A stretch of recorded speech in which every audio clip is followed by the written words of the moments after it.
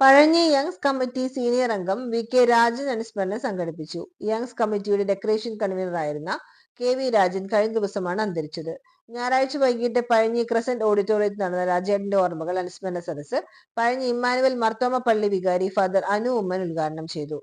Ward മെമ്പർമാരായ ഷാജൻ മാഷ്, Babitha Shajan, father Zacharia Kollanur, CPIM ജില്ലാ കമ്മിറ്റി അംഗം എം ബാലാജി, കോൺഗ്രസ് മുൻ നിയോജക മണ്ഡലം പ്രസിഡന്റ് കെ ജയശങ്കർ, BJP നിയോജക മണ്ഡലം president Jibin Jacob, young secretary Santhosh James, Youngs പ്രതിനിധികളായ VK Varghese, AC Saji, Browny Johny, junior Youngs general convener Toby Thos എന്നിവർ സംസാരിച്ചു.